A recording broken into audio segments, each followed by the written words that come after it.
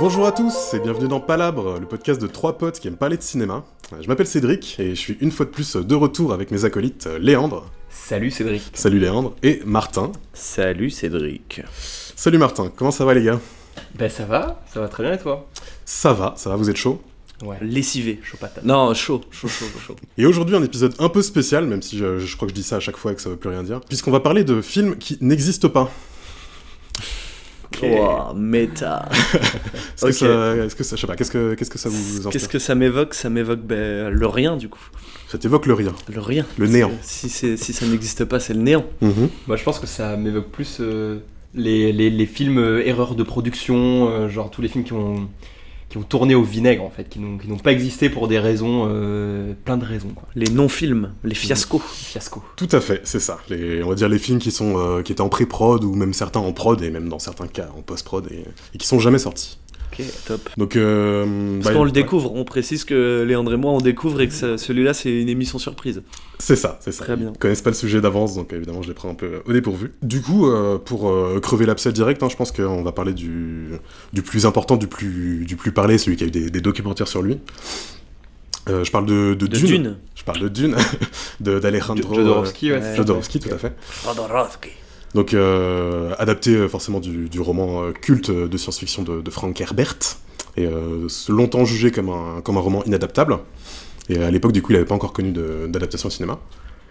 Donc, je sais pas, vous connaissez un peu ce projet-là ? Vous savez des trucs dessus ? Bah tu vois, moi je sais que ce film, il existe sans exister avec le... Je l'ai pas regardé, mais ça fait longtemps que je l'ai dans ma liste d'envie Sens Critique, c'est Jodorowsky's Dune. C'est ça, le documentaire. Le documentaire qui du coup parle de ce fiasco, ouais. Je pense. Et du coup j'ai aucune... je sais pas du tout pourquoi ce film n'a pas existé. Cool. Néanmoins, je comprends. Et bah ça tombe bien parce qu'on va en Je parler. sais de quoi tu parles. Toi, tu as une idée un peu plus tard ? Ouais, moi je l'ai vu Jodorowsky's Dune, j'en ai peu de souvenirs, je l'ai vu il y a 7 ans je crois. Ouais. Mais non, moi ce qui m'avait marqué dans ce docu, mais qui est top, hein, c'est un peu ce côté, mais je pense que tu vas préciser tout ça, c'est le côté un peu Jodorowsky, il a voulu réunir les Avengers de chaque domaine du cinéma qui existe. Et pas que du cinéma. Et pas que du cinéma, du storyboard. Et c'est vrai qu'il y avait une sacrée palette d'artistes. Et aussi pour le casting. Ouais. Enfin bref, je pense que tu vas expliquer, mais ouais, grave intéressant. Ouais, c'est clairement l'un des projets de film en tout cas les plus ambitieux de tous les temps. Donc du coup, pour ceux qui connaissent pas le projet, donc je pense en tous les cas vous connaissez un peu l'univers, vu que au minimum récemment on a eu un film Dune qui est sorti au cinéma que beaucoup de gens ont vu. Oui. Donc ça va, j'ai pas trop besoin je pense de raconter l'histoire. En tous les cas, si vous connaissez pas du coup le réalisateur Alejandro Jodorowsky, c'est complètement absurde quoi. C'est ça, c'est un cinéma surréaliste, psychédélique, expérimental, absurde, tout ce que tu veux. Donc c'est souvent des films hauts en couleur avec des décors magnifiques, des costumes de dingue et comment dire, des structures un peu scénaristiques, un peu difficiles à prédire et à prévoir. Donc c'est des films que j'adore, hein. Je trouve que c'est la montagne sacrée par exemple. Des fantastiques chefs-d'œuvre. C'est plus connu, j'ai juste vu je crois la moitié du film ou quelque chose comme ça, on avait dû l'étudier en étude, il me semble à Ciné-Créatis, non ? Vous n'avez pas eu je l'ai la pas montagne vu sacrée ? Ah. Non, je crois pas, mais... bon bah je me gourre. Non, mais peut-être, hein, je les ai pas tous vus les films. Parce que potentiellement ça aurait été toi qui l'aurais regardé et moi j'aurais pas regardé. Je l'ai pas vu. Pareil sur liste de Sens Critique aussi, mais je l'ai pas vu. Mais c'est clairement, oui, regarder pendant 2 heures des gens prendre des douches de sang, des sacrifices, c'est un peu caricatural comme... C'est hyper caricatural, je l'assume totalement. Mais c'est complètement surréaliste et je sais pas, c'est un cinéma très particulier. Et voilà.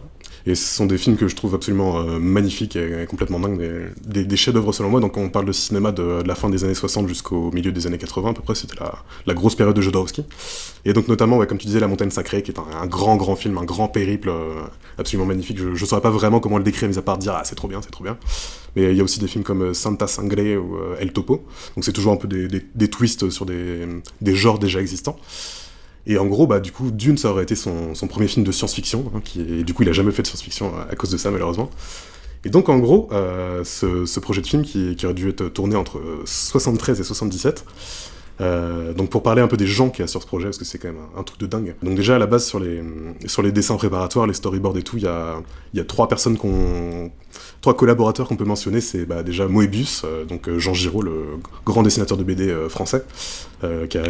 Parce que je dis pas de bêtises, mais je crois que l'Incal, Ouais. toute cette saga, l'Incal, les Technopères, tout ça, c'est Jodorowsky et Moebius. Et Moebius. Alors, J'ai pas aucune tous. idée de quoi vous parlez. C'est une saga la de BD française, c'est- SF. Ouais, c'est ça. ok. Et En fait, c'est génial. Je comptais le dire à la fin du coup, Pardon, parce que ouais. c'est... Non, mais c'est pas grave. Mais c'est...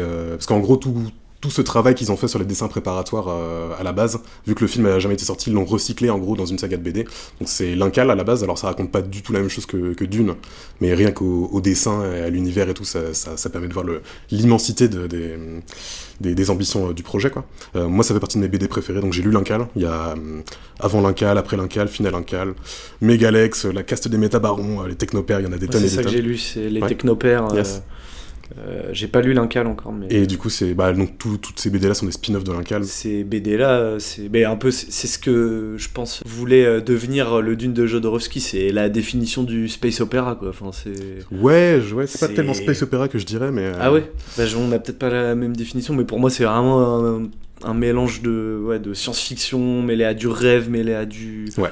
Enfin, Ouais, mais c'est qu'il y a des histoires d'enquête et de trucs et de machin. Et puis de toute façon, chaque spin-off de cet univers-là raconte un peu des trucs différents. Mais en tous les cas, c'est important de savoir que quand même ça raconte pas la même histoire que Dune, pour autant. C'est vraiment juste ils ont repris l'univers visuel et graphique et tout.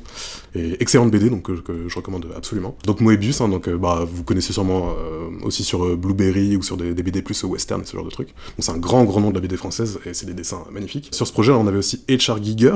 Donc Giger, je pense que c'est un nom qui parle maintenant à pas mal de gens. Artiste peintre, entre autres, qui a bossé sur Alien, hein, clairement, je pense qui a créé le design de Alien, Je pense que et les décors. son style est très reconnaissable. Voilà.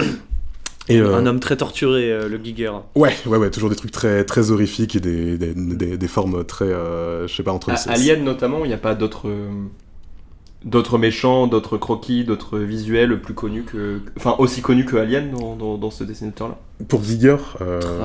Lui, c'était un dessinateur ou en plus un plasticien? Ouais, un peu des deux, il a fait un peu il a tout fait. Il a aussi fait des trucs plus physiques et plus... Du concept art, du décor. Mais je crois que c'est Alien, son plus connu. Ok. Clairement, ouais, je pense. Oui, il y a ouais, non, j'avais un autre film en tête, mais il est beaucoup moins connu, et j'ai oublié le nom du film. C'est pas grave. Et du coup, un autre mec qui a également bossé sur la création d'Alien et sur aussi Dark Star de John Carpenter, c'est Dan O'Bannon. Je sais pas si le nom vous parle aussi, c'est aussi un réalisateur, scénariste et tout. Et pareil, tu mets ces trois mecs dans une pièce à faire des dessins, t'en ressors avec des chefs-d'œuvre absolus, donc c'est assez dingue déjà. Des trucs infaisables. Ouais, clairement. Des trucs impossibles à réaliser dans la vraie vie quand tu fais des vrais décors et des vrais costumes, etc. Quoi qu'il en soit, déjà là on a une dream team de fous, donc je laisserai les auditeurs aller se renseigner sur chacun de ces mecs-là, parce qu'il faut voir les dessins pour s'en rendre compte. À la musique, donc à la BO du film, Pink Floyd, Tangerine Dream, Magma, Michael Field, Attends, je vais dire une connerie. Il n'y a pas de Toto aussi? Toto, Non. ouais, Toto. Oui, il y a Mais ouais. non, ça c'est la BO de. Ah non, c'est la film BO David Lynch. de Lynch, ouais, c'est ça. C'est ça. Ouais, tout à fait. Ouais. Ah oui, Oui. ouais, oula, oui. Ah, mais t'as raison. David Lynch qui a récupéré le projet de... Après, une fois que ça s'est pas fait, du coup, voilà. Exact. Je mentionne. Mais oui, Pink Floyd, ouais. Déjà, rien que Pink Floyd à la BO, c'est dingue, mais alors c'est Tangerine Dream, C'est marrant de passer de complètement dingue. Tangerine Dream et Pink Floyd, que le projet après a vraiment existé À avec un Toto. autre réalisateur, à Toto. Mais Toto Africa, bête de tube, Non, et puis, de l'époque, tout ça, et puis aussi très bon musicien. C'est le côté rock prog aussi, un Toto, ils ont pas fait que des tubes Oui, de bien pop sûr. rock, tu vois, genre ça collait pour faire de la BO, et puis en soi, quand t'écoutes la BO de Dune de Toto de Lynch, ça C'est tient incroyable avec ça le tient la film. route, Très hein. très belle BO, Ouais. au passage. Et du coup, Magma, groupe de prog français, qui est encore actif à l'heure actuelle et qui était actif dès les années 70, qui était je pense le plus gros de la BO quand même du projet. Et Michael Field, du coup, grand compositeur qui a sorti plein d'albums de... Comment? Michael Field? Oldfield, ouais, le mec Michael Scofield. Non, non, c'est le mec qui a fait le Tubular Bells, qui est le thème de l'Exorciste. Entre autres, je pense que c'est son morceau le plus connu. Ok. Et qui a fait plein de super albums de prog que je recommande, que j'aime beaucoup. Donc rien que ça, déjà, là, on voit bien que le projet est très ambitieux. Et du coup, c'est le moment de parler du casting. Parce que là, c'est le moment où ça devient dingue. Ouais. Donc il est déjà dans le rôle principal de Paul Atreides. Du coup, il avait prévu Brontis, son fils, donc du coup qui est un comédien. Alors à l'époque il devait avoir 15 ans, pas plus quoi, mais du coup Brontis qui est devenu un super acteur par la suite. Dans Paul d'autres Atreides, films, qui est le personnage du coup joué par Timothée Chalamet dans les nouveaux Dunes de Villeneuve. Et Kyle MacLachlan du coup dans celui de Lynch.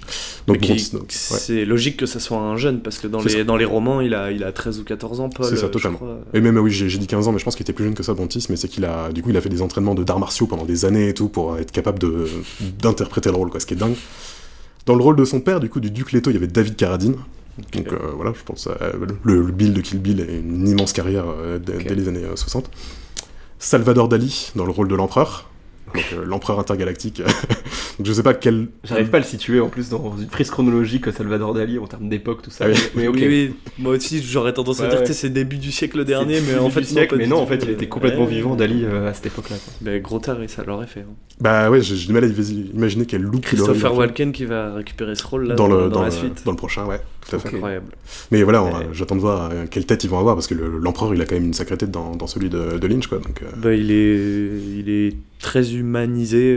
Ouais. Mais oui, il y a des photos déjà de Walken. Il y a la bande-annonce. Oui, parce qu'évidemment on précise, on sait pas quand cet épisode va sortir, mais au moment où on en parle, le deuxième Dune de Villeneuve n'est pas encore sorti, tout à fait. Dans le rôle du baron Harkonnen Orson Welles, donc voilà, monsieur, hein, sachant qu'il était pas loin de la fin de sa carrière, je pense, parce que ça a dû se terminer dans les années 80. Je vais dire peut-être une énorme bêtise, mais Orson Welles, il jouait dans ses films. Oui, dans Citizen Kane, c'est lui le rôle principal, avec le gros ventre. Il joue dans beaucoup de ses films, ouais. Okay. Et même dans d'autres films, notamment ça aurait pu être dans celui-là, le grand méchant Orson Welles, t'imagines. Ça l'aurait bien fait. Hein. Ah oui, ouais. Le casting pour l'instant, il est... Truc de ouf. Il me semble honnête. Dans le rôle de Fade Rauta, du coup, ça aurait été Mick Jagger. Donc dans celui de Lynch, c'était Sting, du groupe Police, et du coup dans le nouveau, ça va être Austin Butler. Voilà, c'est ça, Austin Butler, l'acteur d'Elvis, là.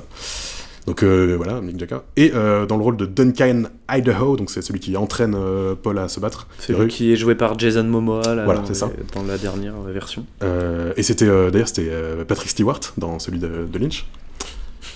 C'était Alain Delon. Oh, d'accord. Donc je fais juste un petit récap, Brontis, Jodorowsky, David Carradine, Salvador Dali, Orson Welles, Mick Jagger, Alain Delon, et j'ai pas cité Amanda Lear, et il y en avait d'autres. Hein. Et en même temps, Alain Delon à l'époque, c'était aussi le monument, monument français. Donc. Oui, surtout Alain Delon à cette époque-là, c'est Zorro, quoi. Alain Delon a joué Don Diego de la Vega. Oui, dans un film franco-italien. Sérieux ? C'est le seul Zorro français de toute façon, donc c'est marquant et tout. Bon, pas tant que ça, parce qu'il joue pas très bien, mais ça reste Alain Delon, quoi. Donc oui, c'est la full période. En plus là, c'est un rôle d'action, Duncan, du coup, enfin d'action. Je sais pas dans quelle mesure le film de Jodorowsky aurait été un film d'action.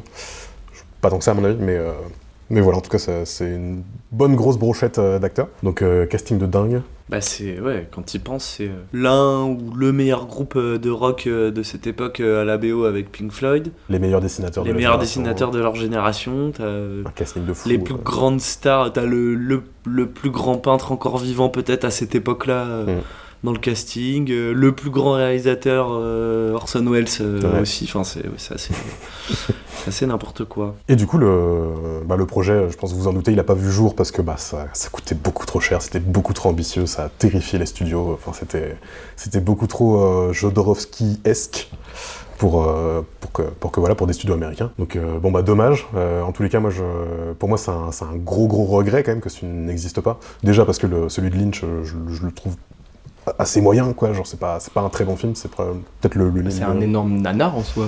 Non, j'irai pas jusque là, enfin moi je le trouve ok, mais c'est peut-être le moins bon film de Lynch, ou l'un des moins bons en tout cas.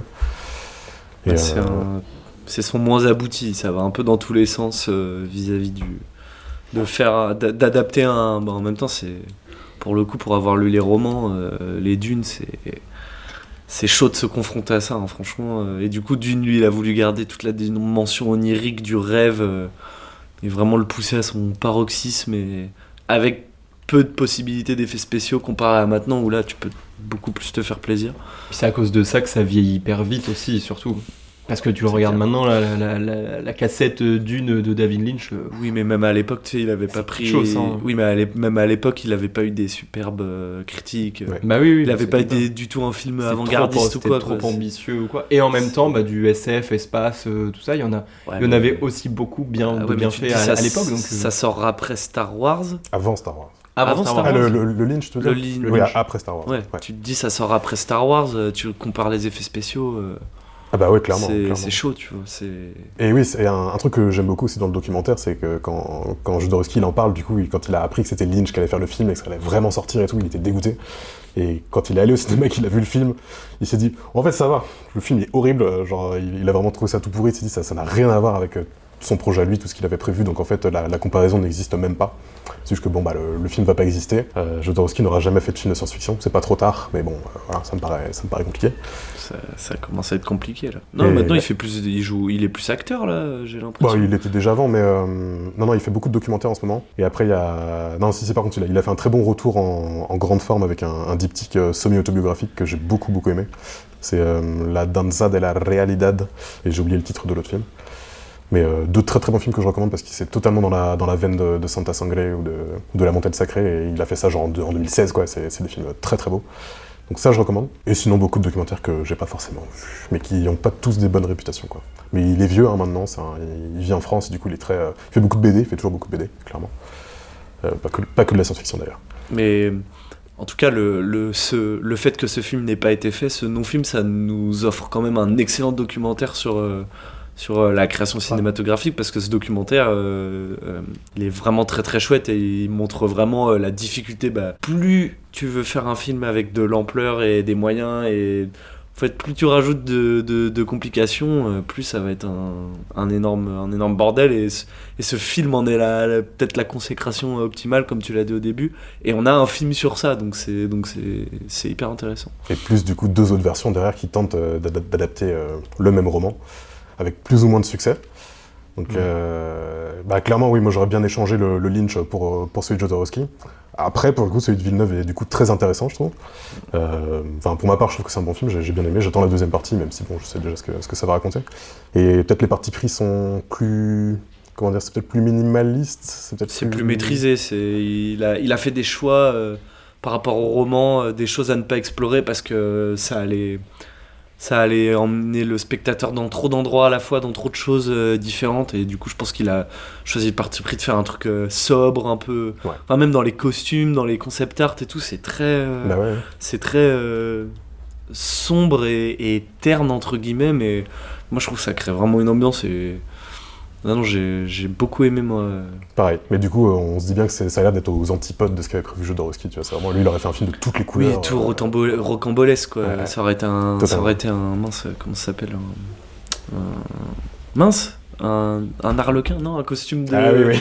Non, c'est quoi le costume de... D'Arlequin, ouais. C'est Arlequin, costume Ouais. d'Arlequin, c'est ça l'expression? Bah, je connais pas l'expression, mais... Non, oui, le oui. saltimbanque, enfin Mais non, tu sais, il y a un costume de carnaval, tu sais, où c'est plein de couleurs. Ouais, avec bref, les petites cloches non, sur le chapeau.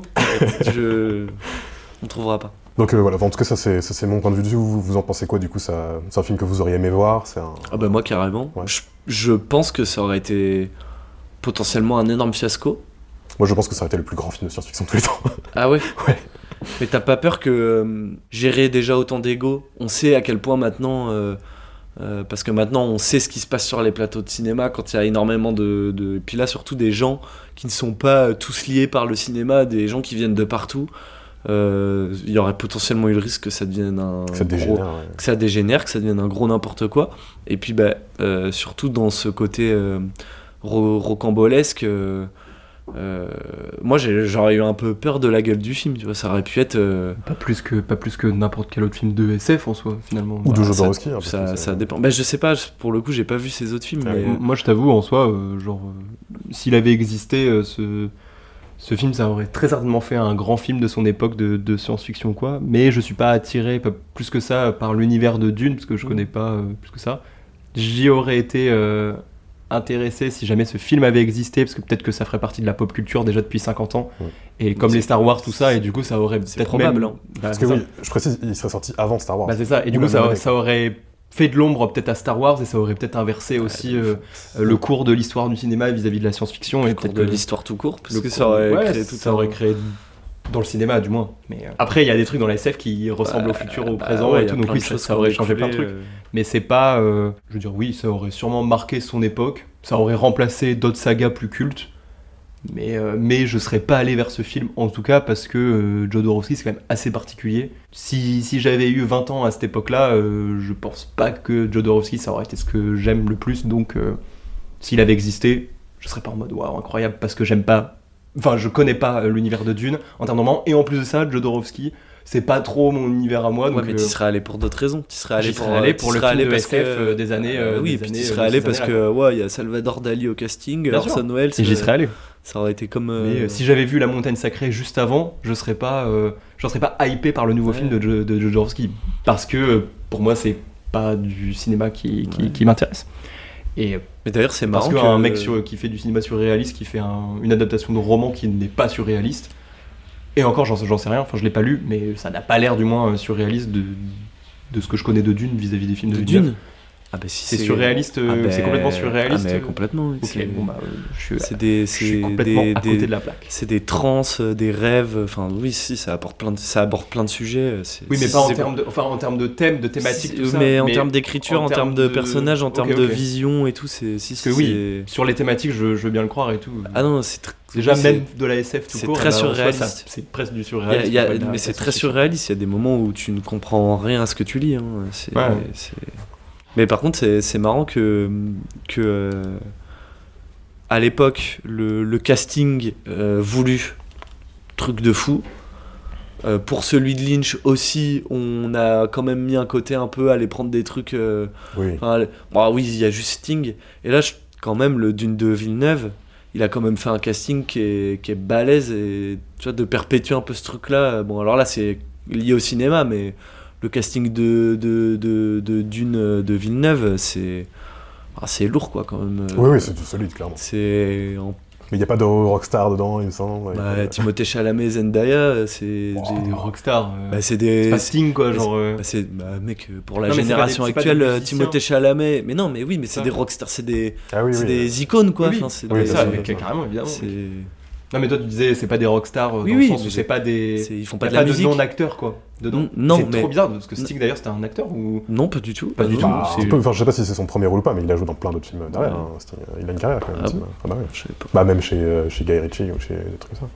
Dans Il quel faudrait que je retrouve lequel, mais c'est dans un de ses premiers, je crois que c'est dans Arnaque, crime et soit dans botanique. Arnaque, soit ou- dans... Il y a Sting. Ouais, il y a Sting dans Guy Ritchie. Et c'est pas un caméo dans son propre rôle, tout ça, ou c'est. Non.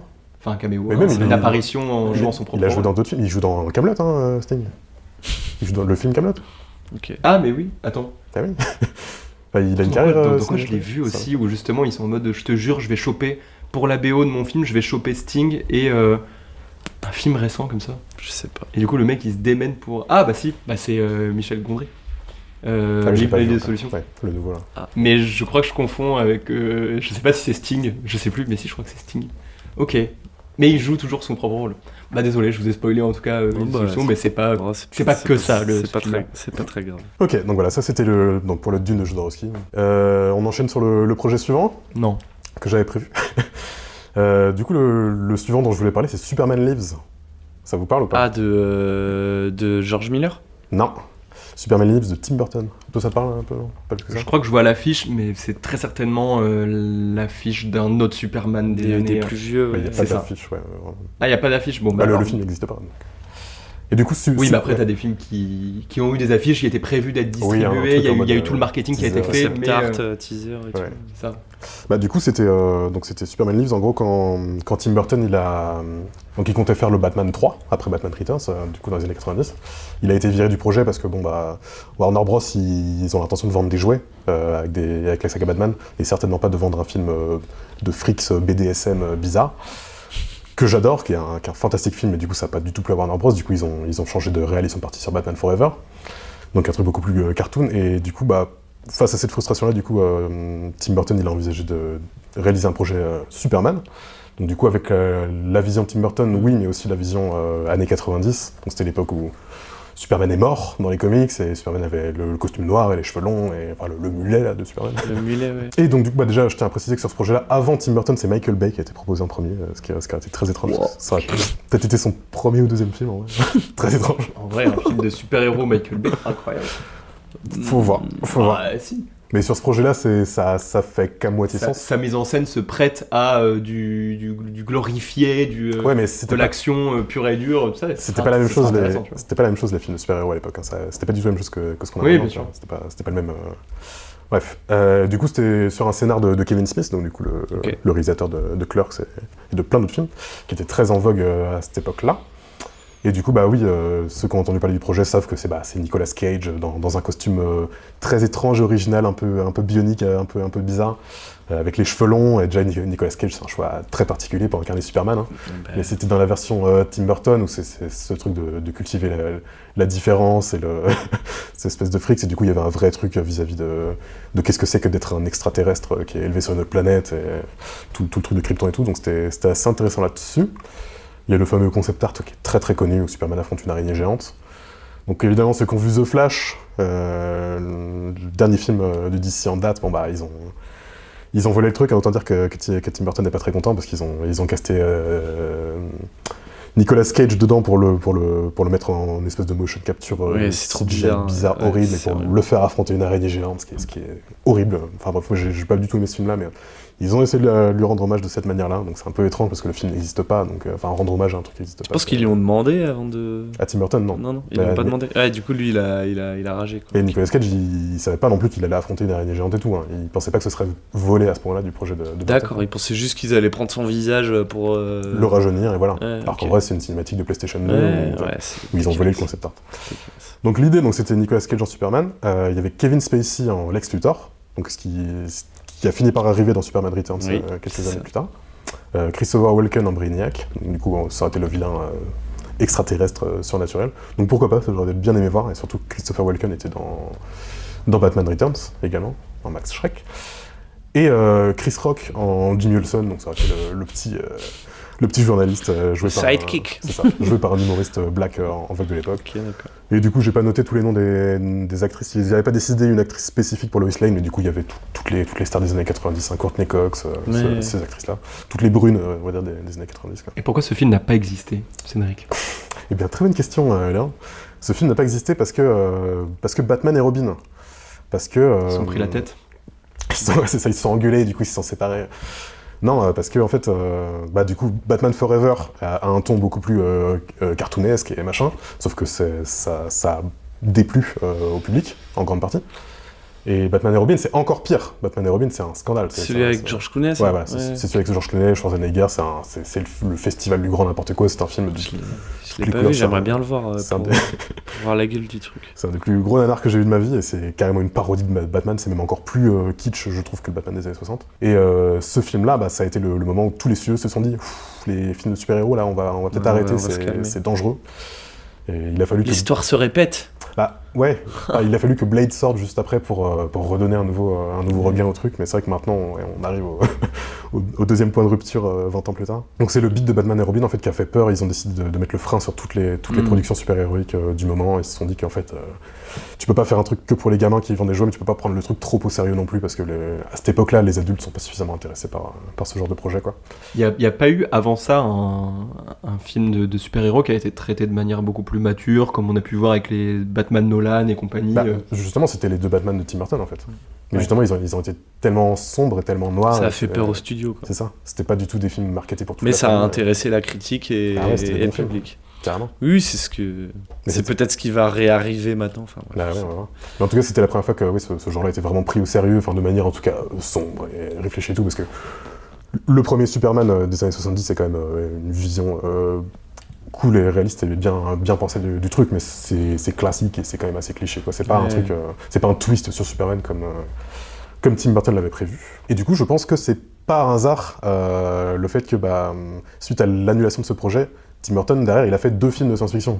Et c'est un mec qui a pas fait beaucoup de science-fiction, et c'est le simple fait que juste après, il y a eu... c'est Mars Attack, non ? Mars Attack, c'est La planète des singes. Ouais. Okay. À mon avis, c'est pas un hasard. Oh, La planète des singes. Mars Attack, trop bien. Ah ouais. Moi, j'aime bien. Moi, j'étais pas du tout ironique, hein, j'adore ce film. Mars Attack, c'est cool. Carrément. Non, mais La planète des singes aussi. Ouais, un peu moins, mais je l'aime bien. Je l'aimais bien plus jeune. Pareil. J'aime bien les costumes en fait. Mais c'est surtout les costumes parce qu'en fait l'histoire du film n'est pas ouf et Mark Wahlberg il joue pas bien. Un peu traumatisant d'ailleurs. Les visages, je trouve, de Tim Ross, enfin de l'empereur là, le méchant. De sa femme, enfin comment ça s'appelle ? Ah oui, Elena Bonham Carter. C'est Elena Bonham Carter. C'est son ex. Qui ressemble à Brigitte Macron d'ailleurs. Oula. Vous voyez ce que je veux dire ? Il y a un peu il y a un petit air quoi. Un petit air. Mais voilà, autant dire que ce film aurait été un gros ovni, hein, quand même, ça aurait été... Enfin, quand même il aurait existé, ça aurait été bizarre. Bah, Nicolas Cage, en tout cas, les essais costumes, ils sont chétanes. Hein. C'est chelou. Après, voilà, c'était des essais, quoi. Faut voir ce que ça donne avec les effets spéciaux. Bien sûr. Et puis, Oui, bah, et puis de toute façon, Burton, chaque fois qu'il y a un nouvel acteur qui est engagé pour un rôle de super-héros, à chaque fois, il se fait Oui, bah ouais. il se fait chier à la gueule, et puis au final, après, Il faut si que le le film film est existe, bien et que l'interprétation est bien, ça passe. Et puis on est Mais vraiment c'est dans vrai la... que- Ouais. À la limite, je le vois plus en Batman, tu vois, Nicolas Cage. Ouais, carrément. Mais Et, Parce qu'il a joué Big Daddy dans Kick-Ass, quoi.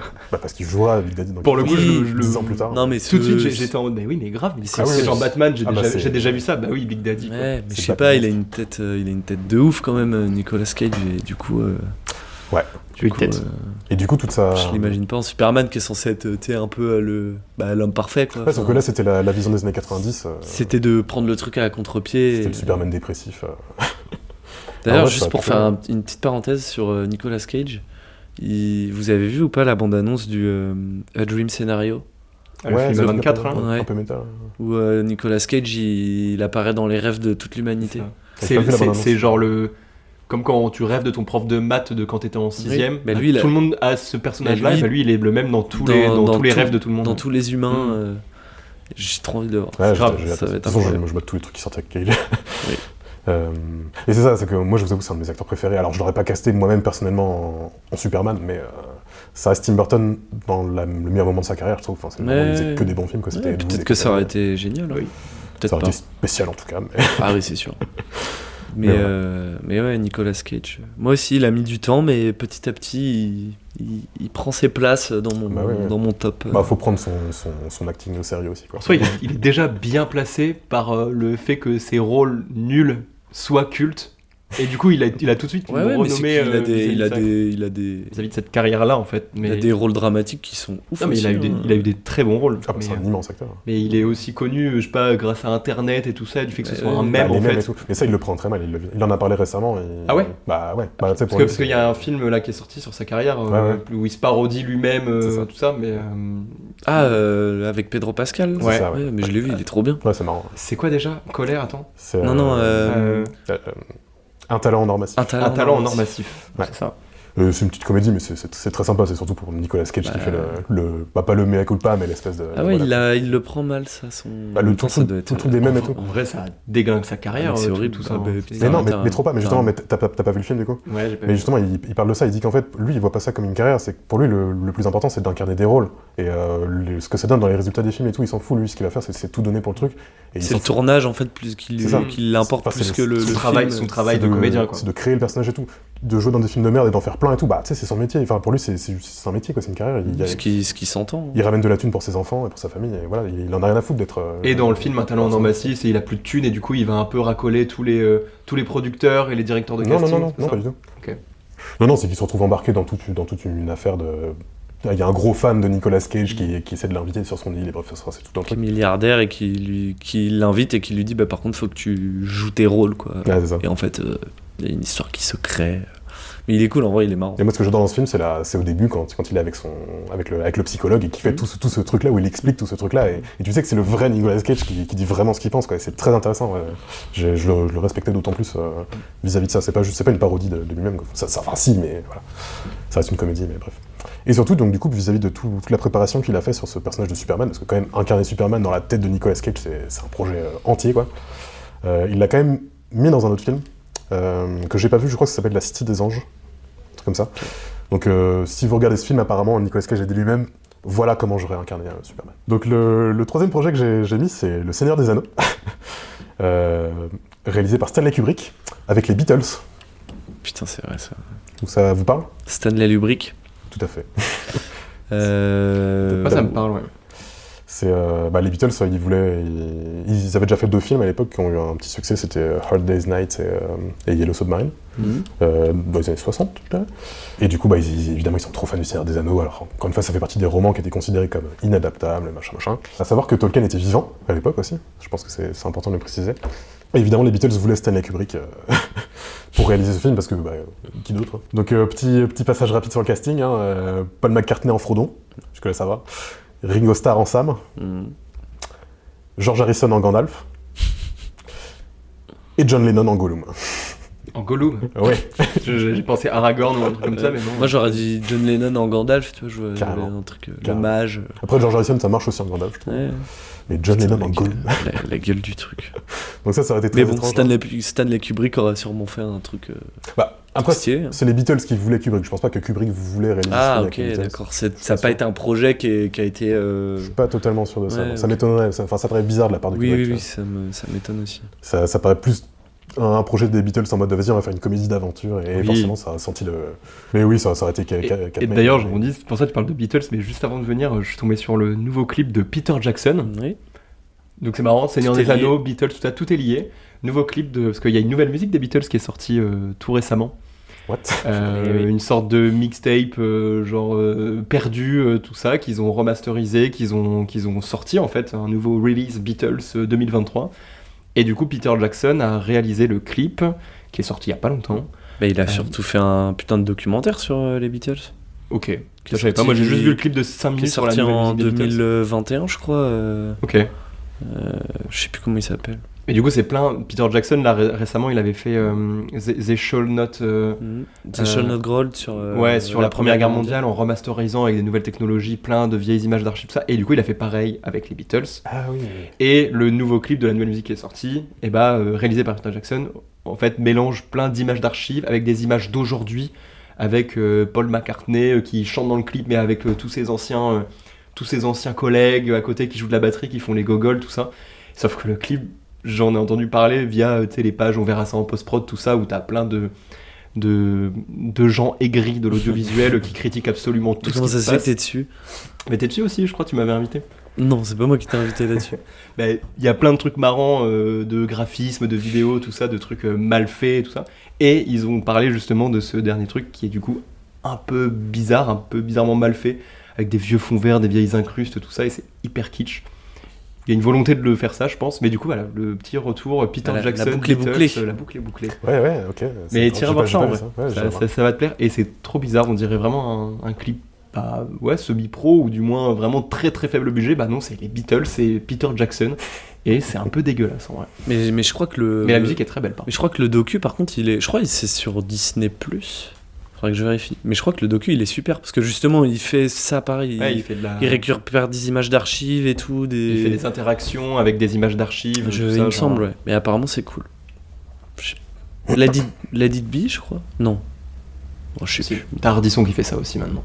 De quoi? Il ressuscite les morts, Ardisson. Ah. C'est hyper bizarre. Mais il veut pas faire l'inverse avec lui-même. Oui, bah ça serait bien. Mm. Mais déjà qu'une interview de Ardisson... Oui, Mourir. Déjà que Ardisson, c'est une interview quand même assez particulièrement bizarre. Et là, en fait, ils ont repris des vieilles interviews de Coluche, de tout ça, et c'est juste, il est en face, et c'est du montage, et un peu du deepfake, ce genre de truc. La mégalomanie. Et c'est plutôt bien fait, je crois que c'est un truc, du coup, pas TF1, pas France TV, mais il est sur quoi, lui, Direct 8, non un truc comme ça. Canal, non? Non, Oui, c'est pas peut-être Canal. je sais plus. Bref, et c'est plutôt bien fait. Ok. C'est juste il se met dans une position de ressusciteur des anciens grands noms. J'avais vu ça. Bref. J'ai pas vu ça passer. C'était la petite parenthèse archive, remastering, deepfake, tout ça quoi. Très bien. Voilà. La parenthèse du grenier, Voilà. quelque part. Du coup, pas beaucoup d'infos en plus sur ce projet-là, parce que c'était juste une volonté des Beatles. Après, je pense qu'ils auraient forcément mis un peu de leur musique dedans. Ça s'est pas fait parce que Tolkien a dit non, juste purement et clairement, il a dit non. Voilà. Je pense qu'il a senti le truc venir à 10 000. Donc voilà, le Seigneur des Anneaux, ça... Après, est-ce qu'il a dit oui à Peter Jackson? Bah non. Ses héritiers ont dit oui. Oui, ouais. Ses héritiers ont dit oui. Bah oui. Non, et puis il y a eu une autre étape, il y a Ralph Bakshi aussi qui a fait une adaptation du Seigneur des Anneaux dans les années 70, en 78. Le film d'animation. Le film d'animation, et il y a aussi les Jules Bates et Arthur Rankin Jr., du coup, qui sont deux réalisateurs anglais, qui ont fait deux téléfilms, du coup, qui font Le Hobbit et Le Retour du Roi, pour que ça fasse une espèce de trilogie complète. En film d'animation des années 70, donc non, ça s'est fait, et puis en plus il y a des jolies petites chansons dedans et tout, c'est des petits trucs très sympas, et ça colle très très bien à l'univers. Mais voilà, vous en pensez quoi de ce projet des Beatles? Ça vous... Bah, vas-y. Je pense que oui, c'est comme je disais, dans le meilleur des cas, ça aurait été un clip ultra psychédélique, s'ils avaient repris l'univers du Seigneur des Anneaux de Tolkien pour en faire un clip. Et ça répète un Adapté clip, à leur ça, musique. Ouais, non. Ouais. Mais Mais moi, du en coup, film, adapté j'y vois à- rien du tout. Du moins, ça aurait été dur d'incarner. Puis ça, c'est encore un autre débat. Mais tu sais, quand tu mets des acteurs connus des visages hyper connus dans des rôles très précis, aussi connus de la pop culture, c'est dur d'imaginer en fait une nouvelle... d'imaginer le personnage, de l'incarner, de te projeter dans ce personnage, parce que c'est la même personne qui fait ça.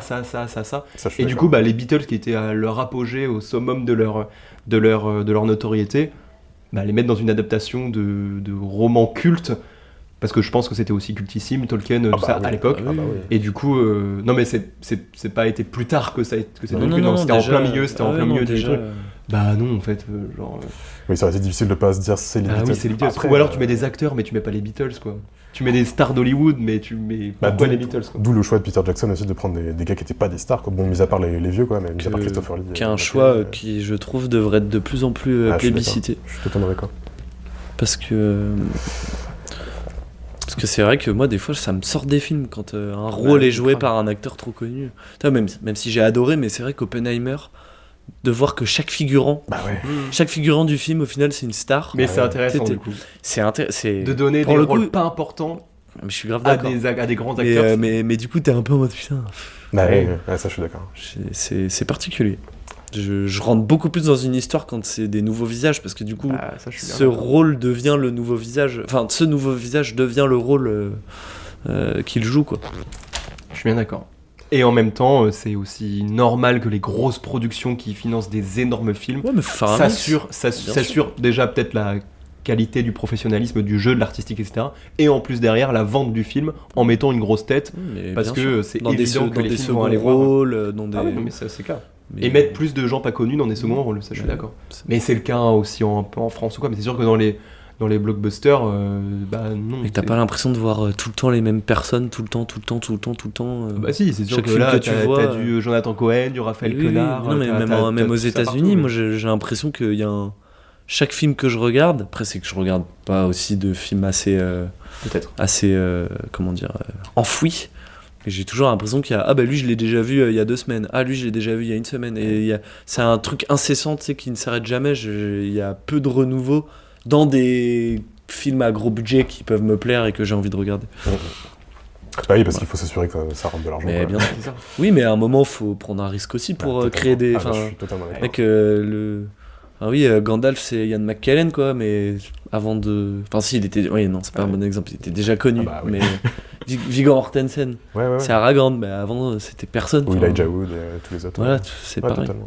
Daniel Radcliffe, Harry Potter, enfin, tu sais, ça se crée les icônes aussi, il faut arrêter de prendre. Et du coup, c'est un vrai travail de casting, c'est un vrai travail d'investigation et tout, et pas juste... toi, t'es brun, ça marche. Oui, mais t'avais déjà, tu vois, Harry Potter, t'avais déjà le roman qui était hyper célèbre, et du coup les gens allaient déjà voir l'adaptation d'Harry Potter, donc tu pouvais trouver des nouveaux pour incarner un nouveau film où c'est un scénario original, tout ça.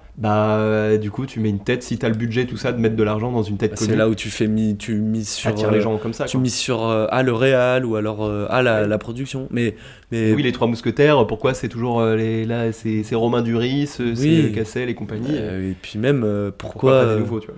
Pourquoi, tu vois, le nouveau Hunger Games, là, qui va sortir... Oui, c'est des nouveaux, ça, d'ailleurs. C'est pas des têtes très connues, je crois, non ? Si, mec, il y a Peter Dinklage dedans, il y a Viola Davis et tout. Enfin, tu sais, c'est justement... C'est tout le temps, on reprend des acteurs connus. Mais c'est l'industrie. Oui. Non, mais c'est vrai, il faut que ça ramène de l'argent, quoi. Faut que ce soit vendeur, faut que ce soit tout ça. Et en même temps, c'est rare quand... Des trucs comme ça va déjà ramener de l'argent. Quand il y a du très très gros budget et que c'est des acteurs qui sont pas connus, je pense pas que ce soit parce qu'ils ont pris un risque.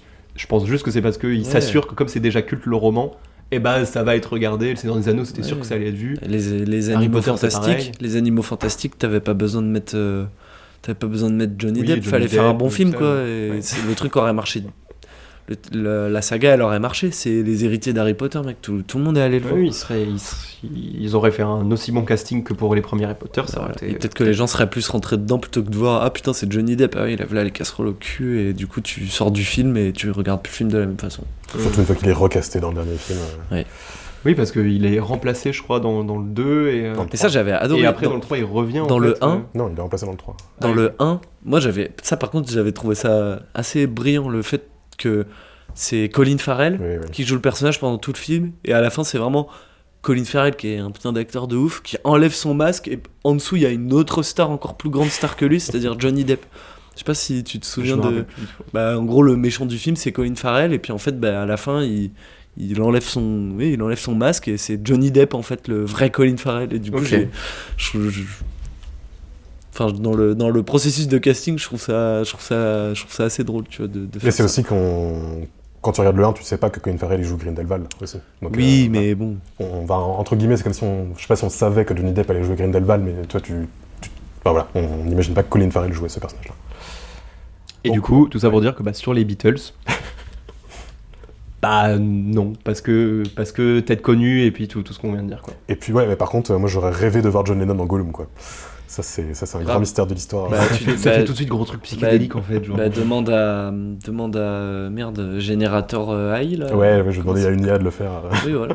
Tu vas Mais- peut-être avoir un truc chouette. Et en même temps, c'est dur de l'imaginer parce qu'on se base sur l'esthétique et sur l'ambiance des films de Peter Jackson en mettant juste la tête des Beatles dessus. Oui, peut-être que Gollum il ressemble pas du tout à mais ça. voilà, et puis peut-être aussi que le ton du film, tout ça aurait été totalement différent. et Je pense que ça aurait été une comédie. ça se clairement. serait prêté peut-être Mais dans Kubrick, l'univers des ouais, Beatles. ça aurait été trop bizarre. Ouais, Ouais, c'est mais du coup, bizarre. si le film avait vraiment existé, je pense pas que Kubrick l'aurait réalisé. C'est ce que voulaient les Beatles.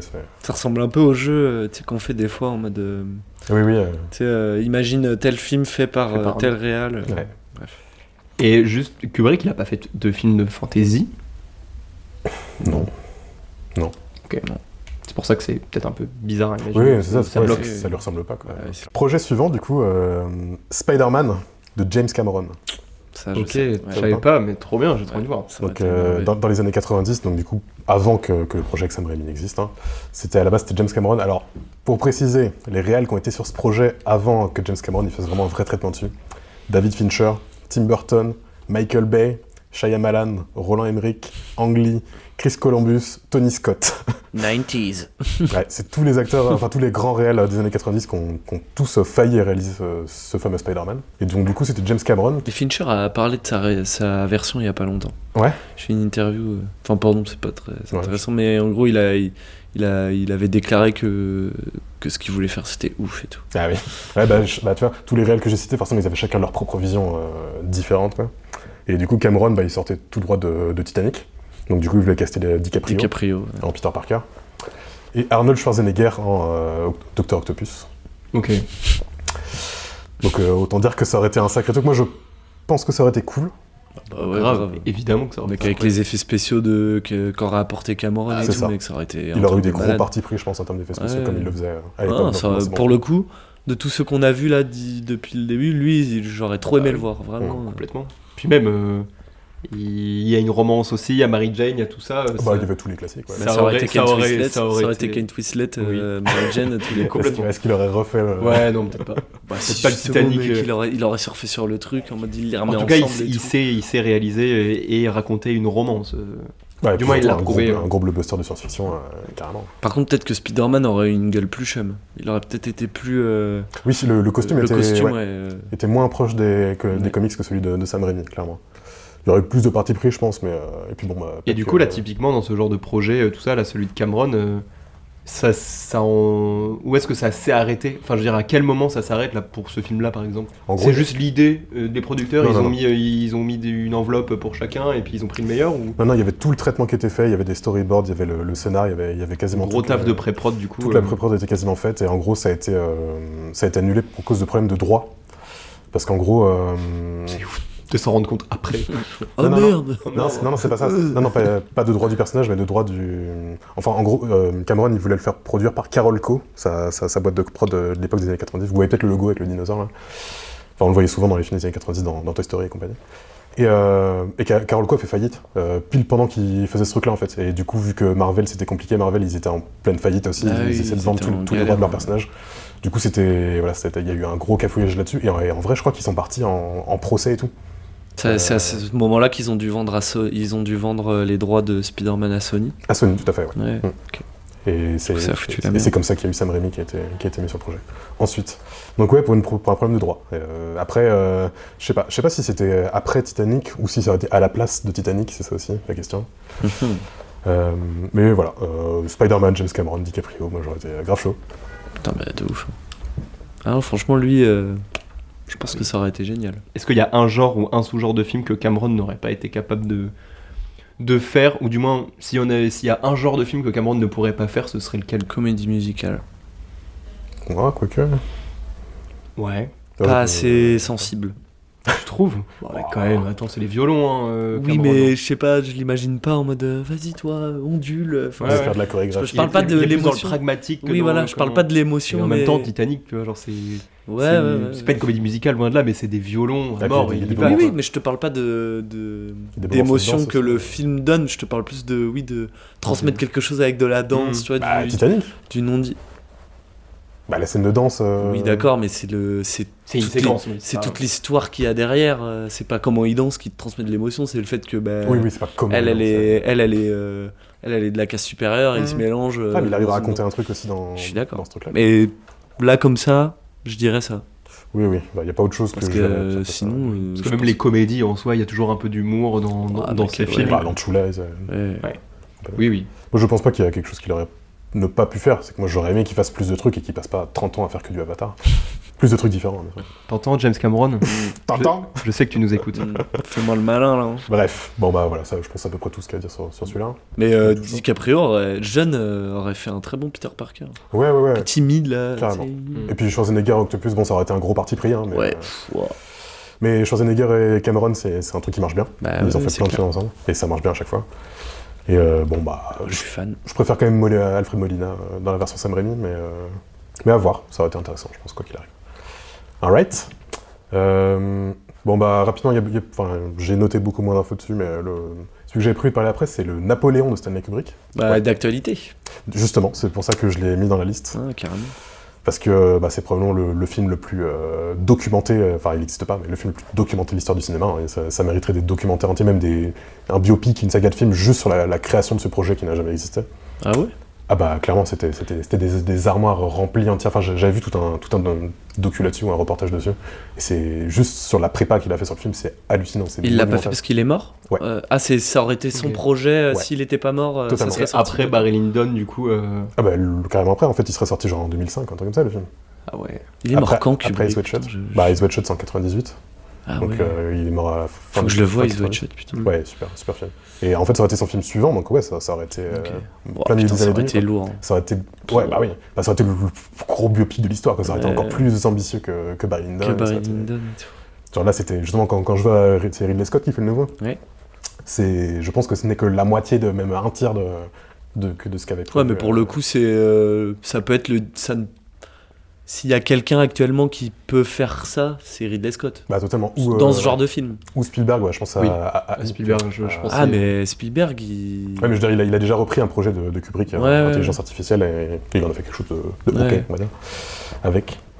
Et donc du coup, sur le projet, c'était David Hemmings en acteur principal. Donc si vous connaissez pas, c'est l'acteur principal de Blow Up de Antonioni, là, le film italien. Ah, moi j'ai vu que le remake. Oui, bah voilà, dans l'original. de Palma. Mais il est très connu cet acteur, vous reconnaîtrez direct son visage. Ok. Il a joué dans Gladiator aussi, il a joué dans plein de films très très connus.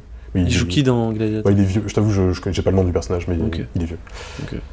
Mais c'est un beau gosse blond aux yeux bleus des années 60. Il y avait Jack Nicholson dans le film, qui était prévu. Ouais. Et Audrey Hepburn, du coup, en comment ils appellent en Joséphine? Ouais, c'est ouais, Joséphine. Audrey Hepburn en Joséphine, donc ça aurait été un immense casting dans un immense film d'un immense réal, ça aurait été un truc de dingue. Et il a passé des années et des années de sa vie, même des décennies à préparer ce film, et il est mort avant d'avoir pu le faire. Donc moi, je vous avoue, ça me tentait beaucoup. Je sais pas ce que vous en pensez. Bah, Que j'avais pas connaissance de ce projet. J'arrive pas à m'imaginer pourquoi ce projet-là aurait été le plus grand jamais fait, mis à part que Stanley Kubrick, ok. Et jamais un film a été autant documenté, en fait. Faut D'accord. voir, Ah il y ouais. avait des pièces c'est- entières remplies de tous les documents. mais c'est du coup, est-ce que après ça devient un film ou ça devient un témoignage d'histoire, tu vois? genre un film de 5 heures, c'est ça, j'en tu sais vois. rien. Mais ça aurait été un monument absolu. Il a Oui, tout mais prévu pour en faire. après c'était aussi la manière de travailler de Stanley Kubrick qui était Oui, aussi oui. très comme ça. Ça veut pas pour autant dire que le film aurait été monumental. C'est Bah, tous les c'est films juste sa sont part comme ça. d'autisme. C'est sa part d'autisme dans son travail. Ouais, ouais. Mais il n'y a pas un qui- seul de ces films qui est pas bien, tu vois. Enfin, Ah mais bien sûr. Après on aime ou on n'aime pas, mais je suis d'accord qu'on ne peut que se prosterner devant la qualité de son cinéma. C'est juste, est-ce que ce film-là, il aurait été adapté à cette époque-là, en termes de technique, en termes de tout ça? bah, pour moi, c'est Peut-être, assez mais en principe, genre les films des années fin 90, 2000, tout ça, c'est un peu une époque qui, dans l'action, tout ça, vieillit un peu, parce que c'est énormément de SFX. Tu sais, c'est genre d'explosion, de plateau. Ouais, mais là, on parle de C'est- Kubrick, quand même. Oui, oui. Il- c'est- c'est- Oui, c'est- oui, c'est pas- c'est dans pas- tous les c'est cas, pas ça aurait qu'il été aurait fait. maîtrisé, évidemment. Pour moi, ça aurait été dans la lignée de Gladiator, mais ou de. Je sais pas quel autre film de cette époque-là. Oui, c'est vrai que c'était Gladiator à l'époque. Mais je crois que Gladiator, il a un peu vieilli. Il faudrait que je le revoie, mais. Pas du tout, mec. Ah ouais? Ah, non, Ok. mais Ouais, non, si, c'est vrai. Les J'ai scènes de trop envie combat, le les scènes de revoir combat en et ce tout. moment. C'est plus genre les décors, je crois. J'avais revu il y a genre 2 ans et quelques. Et c'est. Oui, les scènes de combat et tout, bah, c'est de la boue et tout ça, donc ça bouge dans tous les sens et c'est bien fait, c'est crédible, c'est immersif. C'est plus les bad painting, genre les arrière-plans faits en 3D des années 2000. C'est genre le château en arrière-plan, des trucs comme ça qui des fois sont Ouais. un peu. Pour C'est moi, peut-être ça- ces trucs-là qui commencent un peu à vieillir. Mais c'est que je pense que Mais c'est pour Kubrick, chipoter. Hein, clairement. pour son Napoléon, il aurait pas fait ça, mec. Il aurait tout tourné en décor réel.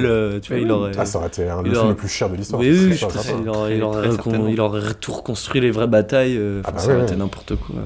C'était un gros. Enfin, le plus gros taf qui a été fait sur un film qui Est-ce est jamais que- sorti. Quoi. Cédric, est-ce que pour toi, Nolan est l'héritier de Kubrick comme beaucoup Non. l'appellent? Certainement. Quoi? J'ai jamais entendu ça de ma vie. Ah bon? Bah si, mec. Non. Plein de gens qui disent que c'est un peu le nouveau Nolan? Kubrick. Non. Trop pas. Pourquoi? Non, mais bah, je sais pas, de par sa minutie, son Ah, oui, rapport son- à la science, à Son la travail de création, recherche, tout sa ça. recherche, c'est loin- repousser les c'est limites, loin d'être le seul quand même. le sérieux dans ses films Ouais, mais aussi, il fait, tu vois. il fait que des films d'action, Christopher Nolan. Enfin, c'est. Ouais, action et action, enfin, et du cérébral aussi. il y a Ah, bien du- sûr. Ah non, très très cérébral, mais enfin, cérébral, c'est pas un truc qui représente le cinéma. Je sais de- pas, de Kubrick, tu vois, Oppenheimer, mec, c'est pas un film d'action. Oui, ok. En tout cas, la rigueur Ils apportent Oui, de plus Nolan prestige est et un tout. peu l'héritier de la rigueur de Kubrick. Quoi. Pour moi, Mais c'est plus l'héritier de pas James moi qui l'ai Cameron, inventé, hein, mais- c'est que j'avais vu plein de gens qui disent ça. Que... C'est pas un gars qui travaille au feeling, à l'instinct créatif, tout ça. C'est des gros bosseurs Tout hyper est, scolaires. tout est Tout est millimétré. quoi. bien sûr. Ouais, je vois ce que tu veux dire. C'est juste Ça, là-dessus qu'apparemment il ne il l'est se pas, ressemble, mais c'est tout. qui le serait, sinon, pour toi? Bah, Kubrick, pour moi, enfin, ça, comparer Kubrick à un autre réel, ça n'a Ouais. pas de sens. Après, par contre, moi, je dirais, Nolan, c'est peut-être l'héritier d'un James Cameron ou d'un truc comme ça, ouais. Ah ouais? Bah, plus, bah oui, carrément. Ah ouais, putain. Je les mets pas dans le même. Pour moi, chez James Cameron, il y a quand même une petite notion de fun. Oui, c'est vrai. Tu vois, de praticien, ouais, d'atelier, allez, let's tout go. ça. Oui, mais- Nolan, pour moi, c'est. Un artisan. Ah non, quoi, mais genre, le fun de Nolan, c'est le côté James Bondesque des 3 quarts de ses films aussi. Ouais. Il s'est inspiré de toutes ces petites scènes d'action un peu pourries des films des James Bond des années 60 là, et 70, et il les a tous. Mais lui, il les fait en mode. Et il les fait en mode trop stylé, quoi. mais- Non, je sais pas, non, Ok. pas à ce point-là. C'est pas le même type d'auteur, je trouve. Enfin, je sais pas. Bref, mais ce n'est que mon bon point. Évidemment, ce n'est pas le même type. C'est d'ailleurs pas le même type. Ce n'est C'est pas la pas même le même personne. gars. Clairement, c'est pas le même. Christopher Kubrick. Il y a en tout cas des similitudes dans la manière de travailler, d'aborder le Ouais, cinéma, tout ça. mais l'aura qui dégage aussi, Dans je la trouve. mine aussi, Tu sais, dans le. Ah ouais, ça a l'air. C'est pas du cinéma. Bah, il fait beaucoup plus psychopathe quand même, Kubrick. Hein. Nolan, déjà il est toujours en costard, je crois, sur un plateau. Qui Ouais, il y a fait un- plus psychopathe? Kubrick. Kubrick, ouais. Ouais. Bah mec, je Kubrick. trouve Nolan, il a l'air. Ça a pas l'air Oui. de déconner. Oui, hein, mais il sur travaille, le- tu sais, genre tu sens vraiment que c'est le mec, Bah genre oui, il est en mais- costard, genre Mais il Kubrick, a... moi j'ai le. Kubrick, il est mal rasé, il est complètement fou, genre Ouais, c'est ouais. ces images-là que j'ai tournées, Ouais, ouais, genre tu Ah, mais sens que le c'était mec une autre- il a pas c'était dormi une de la autre- nuit, il est complètement... C'était une autre époque aussi. C'était une autre époque. Ouais. Mais c'est Mais- Kloppenbeck à parler à 1000 personnes en même temps, tout le monde l'écoute parce que c'est le maestro. Alors que Nolan, c'est, je pense... Bah, je trouve qu'il y a cette notion de maestro aussi chez Nolan. mais pas avec la même carrure, pas avec le même charisme, tout ça. Ouais. On va partir sur celui auquel tu pensais tout à l'heure, Justice League Mortal, de George Miller, du coup. Donc, ça George aurait été- Mortal. George Mortal. Donc ça aurait été la première adaptation de la Ligue des Justiciers au cinéma, donc par George Miller, donc le grand réalisateur australien de la saga Mad Max, entre autres. Il a fait plein d'autres films, Happy Feet, tout ce que vous voulez. Il me manque George Miller. Là, j'ai Bah, ça, j'ai envie là du Mad Max Furiosa là. Oui, et puis surtout, ce film-là, il serait sorti typiquement dans sa grande pause, quoi. Genre, Ouais. clairement, c'était le moment. Enfin, il n'a pas fait une pause, mais il a clairement bossé sur des trucs différents, on va dire. Enfin, on aura l'occasion d'en reparler. Quand j'y pense, il avait tellement posé ses C'est burne. burnes, ses roubignoles avec Fury Road, mec. Ah, même 40 ans avant. Ouais, avec Mad Max, 2, 1 et Mad 2. Oui, quoi. oui, mais enfin là, c'est un autre Fury Road, ça terme d'expérience cinématographique. Ah bah oui, oui. abusé. Ah bah clairement. Enfin, c'est ouf quand même. Surtout à l'ère moderne. Oui. Et donc du coup, il avait déjà fait toute la prépa du coup de tout un film. Donc en gros, ça aurait été un film Justice League qui aurait été lié à aucun autre film Batman, ni Superman, ni quoi que ce soit. Donc il y avait tout un nouveau casting de jeunes acteurs qui n'étaient pas connus à l'époque. Certains sont connus maintenant. Ok. Que je vais lister right now. Donc il y avait DJ Cotrona en Superman. Alors là, vous vous dites what? Mais c'est un acteur latino, on va dire. Je sais pas s'il est mexicain ou quoi. Mais bref, il est un peu connu vite fait maintenant. Il joue dans Shazam et Shazam 2. Il joue dans la série Une nuit en enfer de Robert Rodriguez, des trucs comme ça. Mais c'est pas un acteur de ouf. Armie Hammer en Batman. Ah. Donc Armie Hammer qui Ouais, plusieurs fois, mais du coup c'était la première fois qu'il a failli incarner. Okay. Donc voilà. Armie Hammer, et du coup Armie Hammer qui est un acteur totalement cancel maintenant, je sais pas si vous savez, mais du coup s'il joue plus dans aucun film, c'est parce que c'est un cannibale. C'est un cannibale de ouf. C'est un mec qui est que dans des bails sombres, et du coup clairement il incarnera pas Superman, on n'est pas près de le revoir dans un film. Oui, je crois que... Mais pour ceux qui visualisent pas, c'est Call Me By Your Name, ce film-là. Megan Gale en Wonder Woman, donc j'ai pas la moindre idée de qui c'est. Voilà. Teresa Palmer en Lois Lane, donc c'est une petite blonde qui est devenue connue beaucoup plus tard. Adam Brody en Flash, donc je sais pas si vous voyez Adam Brody, Si, très petit gars mignon, comédie et tout. Ça aurait bien collé, je trouve, lui, c'est un acteur que j'aurais bien vu en Flash. Common en Green Lantern, donc Common c'est un super rappeur américain et du coup qui a une petite carrière d'acteur. De méchant à chaque fois. C'est vrai. Et du coup il aurait fait Jon Stewart Green Lantern. Et le méchant du film ça aurait été Jay Baruchel en Maxwell Lord.